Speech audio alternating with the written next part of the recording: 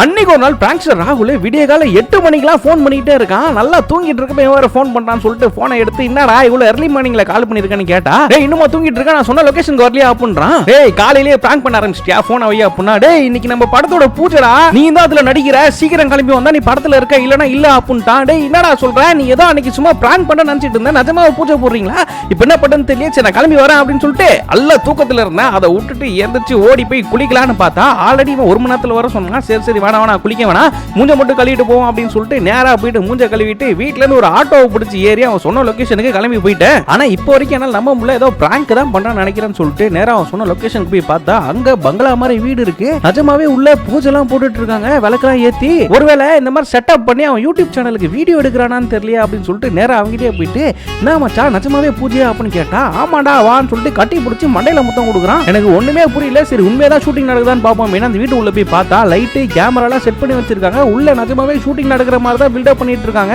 ஆனா சுத்தி முத்தி எங்கேயாச்சும் யூடியூப் சேனலுக்கு கேமரா வச்சு எடுத்துட்டு இருக்காங்கன்னு தேடி பார்க்கறேன், ஒண்ணுமே கண்ணுல மாட்ட மாட்டேங்குது. அப்புறம் அங்க நடிகர் ஸ்ரீநாத் இருக்காருல, அவர் இருந்தாரு. அவரை பார்த்தோன்னு தான் ஓகே உண்மையாவே ஷூட்டிங் நடக்குது அப்படின்னு நம்பினேன். இந்த படத்துல நம்மளுக்கு தெரிஞ்ச நிறைய ஆக்டர்ஸ் நடிக்கிறாங்களாம். அட நம்ம எம்எஸ் பாஸ்கர் சார் அவரு இந்த படத்துல நடிக்கிறாராம்பா. சரி ரைட், அப்ப மச்சான் நிஜமாவே படம் தான் எடுக்கிறான் போல. இவர் தான் நம்ம ப்ரொடக்ஷன் மேனேஜர் ராஜா அண்ணன். எவ்வளவு பிச்சா இருக்கா பாத்தீங்களா படம் ஆரம்பிச்சோன்னே. படத்தோட போஸ்டர்லாம் வேற லெவல்ல டிசைன் பண்ணி வச்சிருக்காங்க. சரி ஓகே நான் நடிக்கிறேன் அப்படின்னு சொன்னல, எனக்கு என்ன கேரக்டர் அப்படின்னு அவங்க கிட்ட கேட்டா, அது வந்து ஒரு முக்கியமான கேரக்டரா, அப்படி வரும் இப்படி வரும்ன்றா. சரி என்ன பண்ணணும்னு சொல்றா, வீட்டுல போய் ஹோம் ஒர்க்லாம் பண்ணணும் அப்படின்னு கேட்டா, இல்ல இப்ப சொல்ல முடியாது மச்சான், சீக்கிரட் வெளியில போயிரும் அப்படின்றான். டேய் நீ இன்னும் 1000 கோடிக்கு அவதார படமா எடுக்கிற என்னன்னு சொல்லுடா அப்படின்னா, இரு எனக்கு ஷார்ட் ரெடி ஆயிடுச்சு போறேன்னு போயிட்டான். டேய் சொல்லிட்டு போடாங்கிறதுக்குள்ள காணா போயிட்டான். என்ன கேரக்டரா இருக்கும் ஒண்ணுமே புரியலையே. மக்களே உங்களுக்கு ஏதாவது கெஸ் பண்ண முடிஞ்சா கமெண்ட் பாக்ஸ்ல கமெண்ட் பண்ணி விடுங்க.